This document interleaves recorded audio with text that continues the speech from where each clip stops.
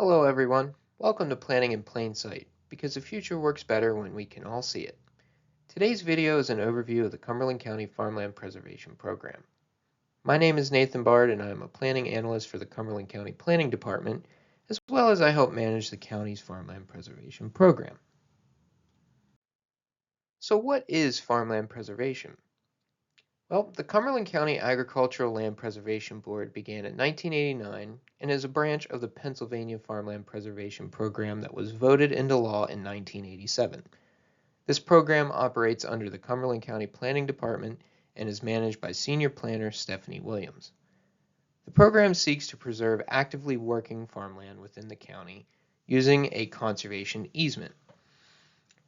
Landowners voluntarily enroll their land and are paid for the easement based on an evaluation determined in an independent appraisal. The county does not take ownership of the farm, nor does the county determine the type of operation that is located on the farm. The landowner is able to use the funds however they choose. Typically, the funds are used for purchasing new equipment, paying down debts, or reinvesting into the farm operation. Let's dive a little more into what the agricultural conservation easement is and how it works. The agricultural conservation easement, or deed of easement, is the binding document that preserves the farm in perpetuity. It contains the language that the landowner must adhere to by agreeing to preserve the farm. The terms of the deed of easement are then recorded as a standalone document, as well as included in the property deed to ensure that the easement is transferred from landowner to landowner forever. From the application deadline until settlement, it typically takes a farm a year and a half to 2 years to be permanently preserved. Here are some minimum criteria to apply to the county program.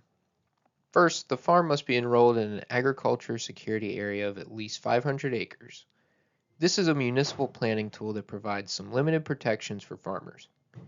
If you are unsure if your farm is enrolled in the ASA, please contact our office and we can check. If you're not enrolled, we can help you enroll. Next, the farm must be 52 contiguous acres or higher. If a farm is adjacent to a farm that is already preserved through a program, then it may be as low as 10 acres. Additionally, a farm can be a minimum of 10 acres if a crop unique to the area is produced. Following farm size, the farm must be at least 50% in soil classes 1 through 4. Next, the farm must be in 50% active agricultural production. This is either in crop or pasture lands. Jumping to number 5, the farm must have a conservation plan or agriculture erosion and sedimentation plan. If you do not have a plan or are unsure, we recommend that you contact the Cumberland County Conservation District for assistance with plan writing. Last but not least, preservation of the farm must be consistent with the local land use planning documents, meaning the county and municipal comprehensive plans shall encourage agriculture as a land use. The zoning district the farm is located in shall permit agriculture use by right, and the purpose statement of the zoning district must encourage agriculture. Now let's briefly look at how Cumberland County ranks applications every year. Each category can have up to 100 points, but each category is weighted differently.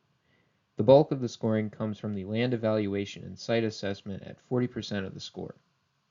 This category analyzes the soil types that are located on the farm and combines the relative value of the soil types, which are determined by USDA and NRCS.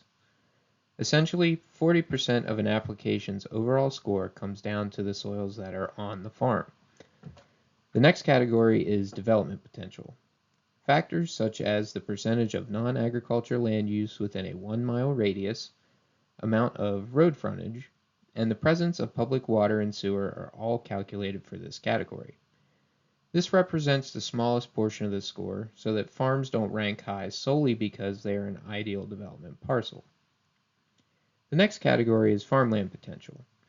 This includes the size of the farm, the percentage of the farm used for agriculture production, conservation plan practices that are implemented on the farm, if the entirety of the farm is offered for easement purchase, and if the farm is considered a family farm. So family farms are given a higher score than if the farm is operated by a farmer that is renting or leasing the acreage for another operation. The final category looks at clustering potential.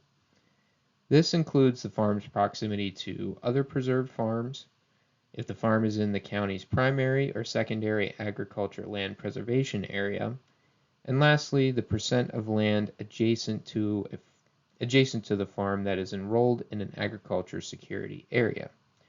So, for example, if a farm is surrounded by preserved land, then not only does it get the highest score for that factor, but it will also get full points for bordering land that is enrolled in the ag security area. So the ag security area is a prerequisite for the county's preservation program. So for more information on the ranking criteria, please contact the office and we'd be happy to go through a test ranking that can help potential applicants gauge how their farm may score.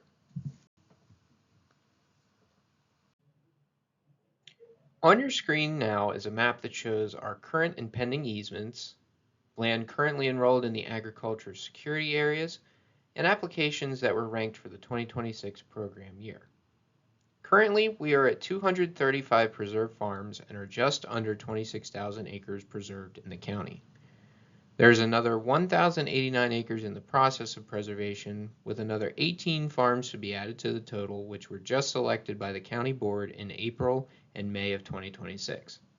The county's goal of 30,000 acres preserved by 2030 is on track to be accomplished in 2030. If you or someone you know may be interested in our program, the deadline to apply is October 31st of each calendar year. We welcome and encourage landowners to meet with us prior to applying so that all of the information is correctly filled out on the application. Contact information for farmland preservation staff is on screen, or you can visit our website using the link in the video's description. Thank you.